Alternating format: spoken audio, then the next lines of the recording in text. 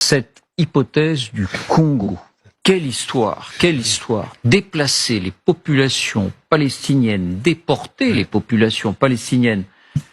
Difficile de donner des ordres de grandeur. On parle de quoi? De milliers, de dizaines de milliers, de centaines de milliers dans d'autres pays pour pouvoir recoloniser Gaza.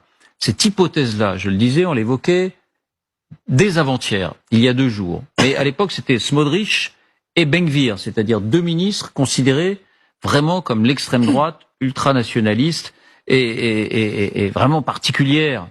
Et on se disait, ils vont être ramenés à la raison, c'est marginal. Eh bien, depuis 2 autres ministres du Likoud défendent cette même position publiquement.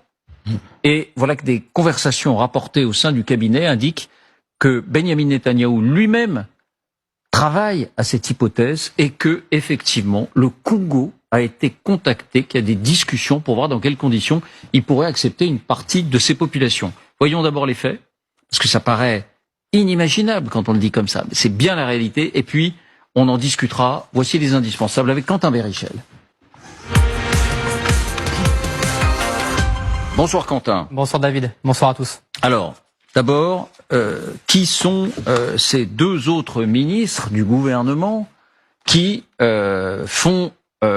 qui reprennent à leur compte ce scénario? Eh bien, il y a d'abord Gila Gamliel. Regardez, c'est la ministre israélienne du renseignement ici à gauche. C'est une fidèle de Benyamin Netanyahou. Et il y a également Miri Regev, à droite, ministre israélienne des Transports, elle aussi une proche du Premier ministre israélien. Précision importante, elles ne sont pas membres de partis considérés comme extrémistes ou ultranationalistes, mais elles appartiennent bien au Likoud, le principal parti de la droite israélienne, et leurs dernières déclarations sont explicites. D'abord, Gila Gamliel aux médias israéliens Zman, la migration volontaire des Palestiniens de Gaza est le meilleur programme et le plus réaliste pour l'après-guerre. Miri Regev, de son côté, affirme que, je cite, la bande de Gaza fait partie de la terre d'Israël sur laquelle nous avons des droits, y compris celui de nous y installer. Et il y aurait donc déjà des discussions avec certains pays pour qu'ils accueillent des Palestiniens, en particulier le Congo. Oui, d'abord parce que Benyamin Netanyahou, selon des propos rapportés par des députés du Likoud, apparaît lui-même comme favorable à cette idée. Il aurait même évoqué un processus déjà en cours. Notre problème, indique-t-il, c'est de trouver des pays pour accueillir des Palestiniens. Mais nous y travaillons, aurait-il déclaré ces dernières heures. C'est un changement de pied, car en début de semaine encore, le Premier ministre israélien semblait encore réfuter l'idée. Plus incroyable, selon le Times of Israel, les discussions seraient même entamées avec le Congo, en plein centre de l'Afrique. Regardez, à plus de 4000 kilomètres de l'enclave. Le Congo sera prêt à accueillir des réfugiés, affirme au journaliste un haut responsable israélien. Et nous sommes en négociation avec d'autres pays. Alors de quel Congo parle-t-on? Vraisemblablement de la République démocratique du Congo, capitale Kinshasa. Depuis plusieurs mois, les relations diplomatiques avec Israël se sont intensifiées. Le président congolais a même symboliquement déplacé son ambassade en Israël, de Tel Aviv à Jérusalem, comme l'avait fait avant lui Donald Trump. Et selon toute vraisemblance, cet accord avec Kinshasa contient une rétribution financière d'Israël. Alors quels sont les autres pays évoqués? Eh bien, il y en a un autre, dans un registre différent. C'est l'Arabie Saoudite.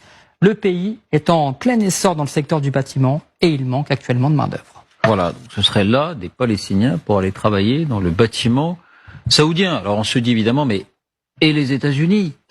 Comment les États-Unis peuvent-ils une seconde laisser faire? Ils semblent pris de court.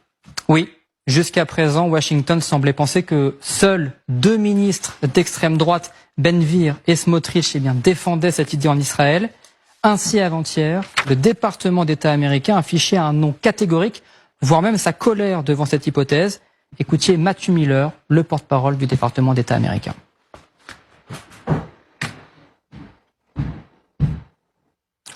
On va l'écouter.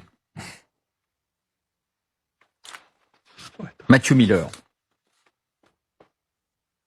Alors, est-ce que Matthew Miller, on va l'entendre? Tout va bien? Est-ce qu'on a cette... On recale Matthew Miller, me dit-on. The rhetoric that we have seen from those two individuals was inflammatory. It was irresponsible. The Secretary has made very clear on a number of occasions that there must be no forced resettlement of Palestinians from Gaza, that Gaza is Palestinian land and should remain so. Mais depuis cette déclaration de Matthew Miller, il est apparu qu'au cœur même du pouvoir israélien, on défendait cette idée de vider l'enclave de Gaza. C'est pour cela que ni Riyad, ni Kinshasa n'ont pour le moment réagi.